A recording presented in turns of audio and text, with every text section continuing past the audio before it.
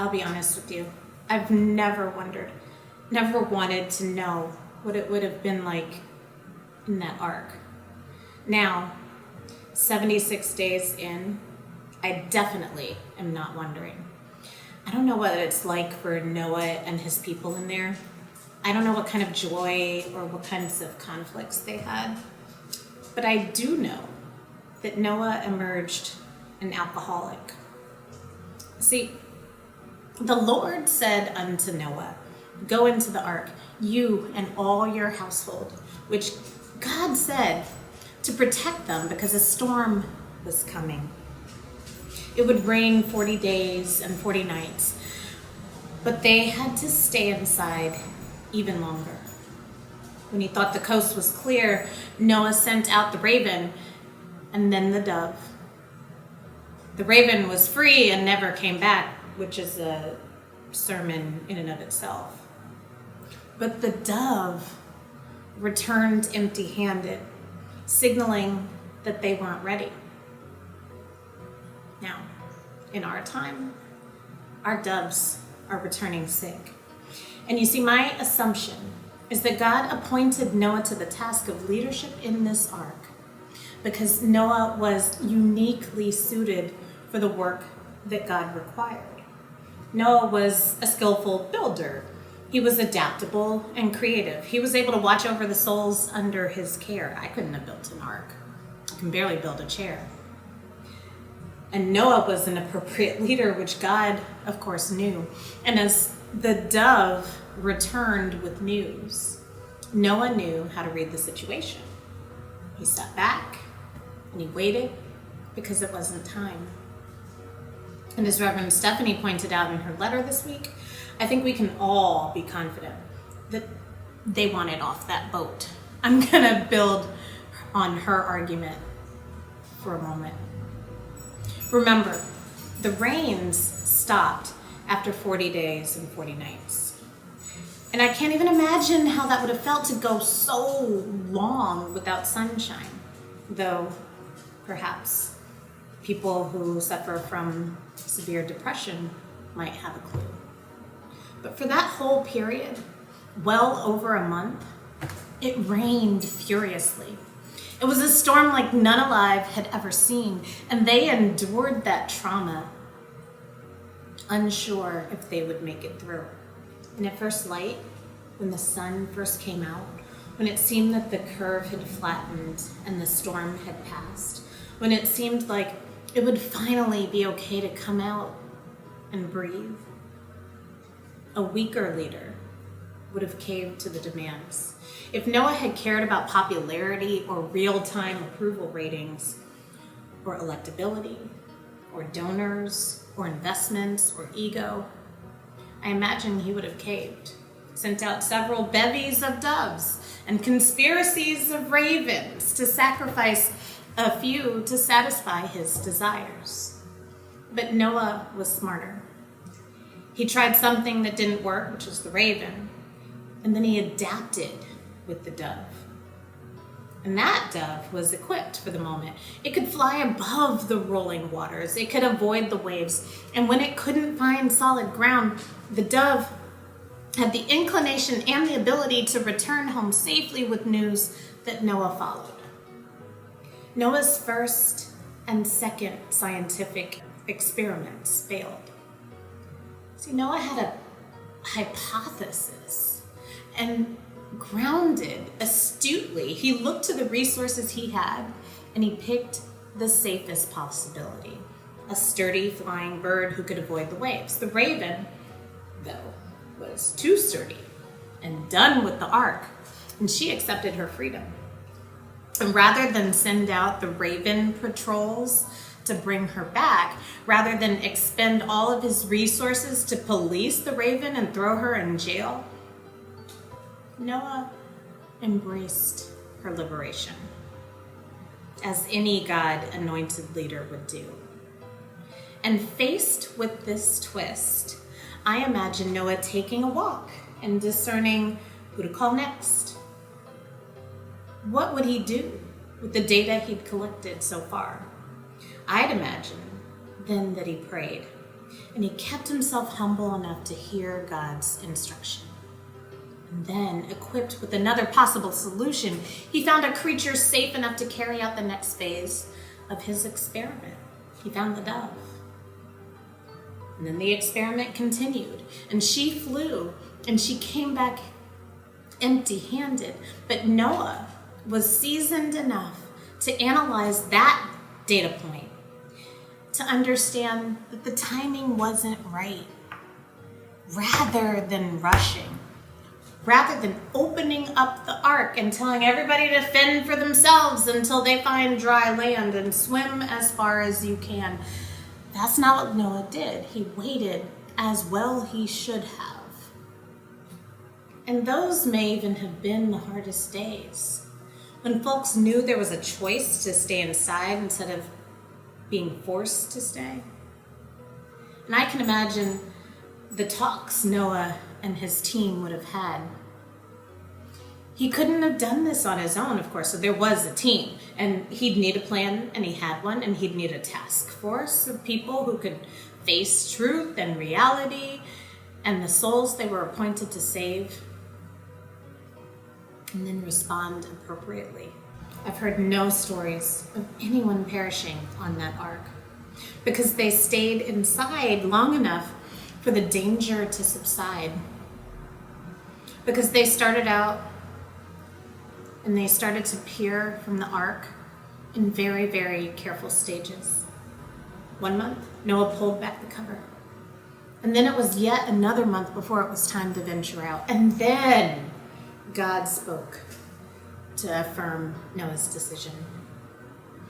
I do not believe that God brought this plague. But I do think it's good to look into the history of calamity and disaster to learn a thing or two about the most faithful ways to respond. And I'm going to give you 5 things to think about. Number 1, when God talks, listen. When God calls, be ready to say, here am I. Number 2, don't just hear the call and assume you have everything you need. Find the others who are equipped and ready to work with you.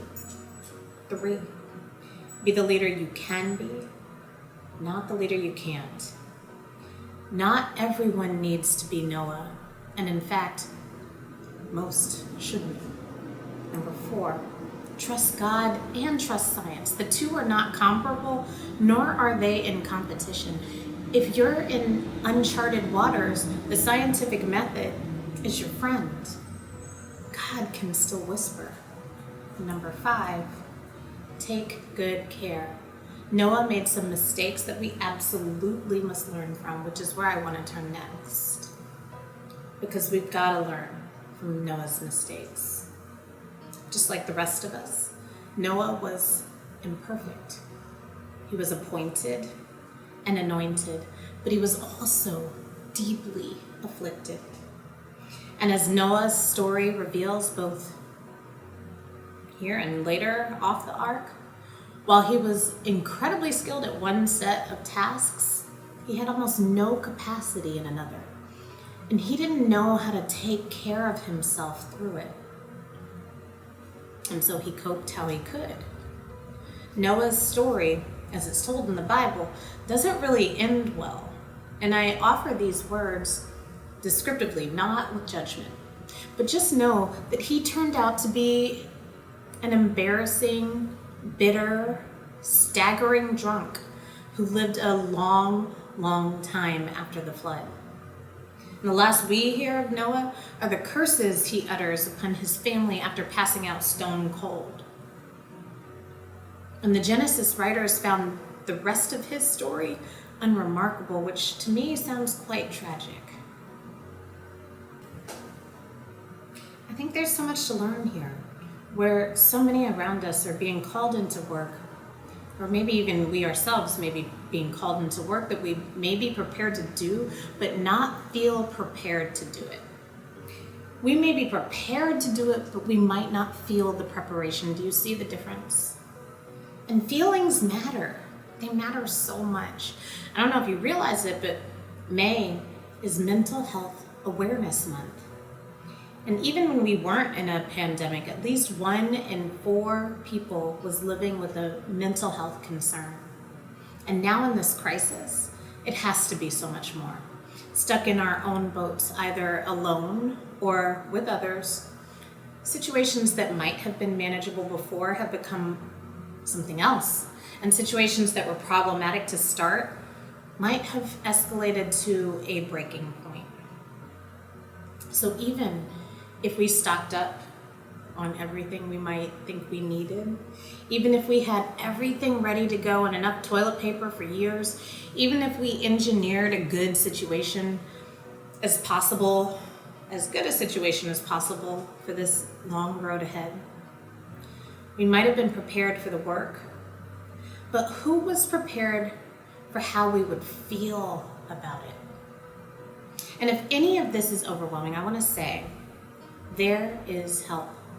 We at our church are here to pray for you and to listen and to make recommendations for what you might be able to do next. If you're in New York City, there is therapeutic support being offered free of charge. Call 311 or go to nyc.gov/NYCWell. I know that other places in other parts of the country are offering similar programs, so please reach out and contact someone who might know to get your help.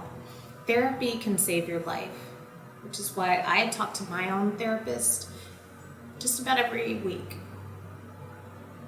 And you might be or feel like you're by yourself, but just know that you're not alone. God has promised never to leave you alone, and neither will we, even with social distancing. As they emerged from the ark, do you know what Noah did first? Which I hope you and I will do as well when we emerge from our own boats. Noah worshiped. He built an altar, a brand new altar, and he worshiped. And in that spot, in that place Noah had set aside in a time and space to hear from God and to let God hear from him, something dramatically important happened. And you might not hear that much from us about this because it's actually not so cool to talk about the flood. It's a story of vast destruction and immeasurable loss. But out of this, something happens that changes how we have to interpret every event that has happened ever since. Every event that has happened, is happening, and is to come. And we call this part the Noahic covenant. And in it, God promises this: I will never again curse the ground because of humankind.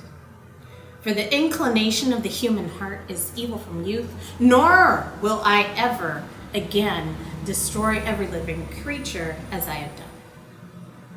As long as the earth endures, seed time and harvest, cold and heat, summer and winter, day and night shall not cease. When God makes a covenant, God will never, ever, ever break it, folks. And when God said, I will never curse the ground, that means that when the ground seems accursed, it will never be because God did that.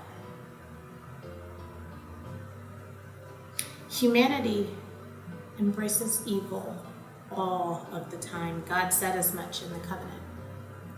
But God promised not to collectively punish us for our wickedness.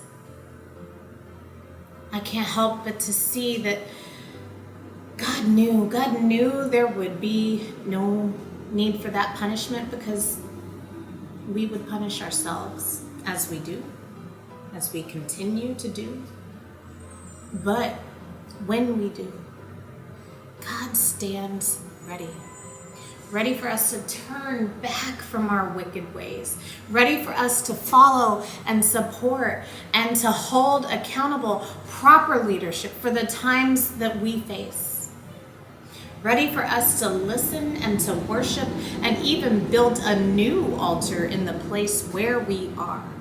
God is ready. Are we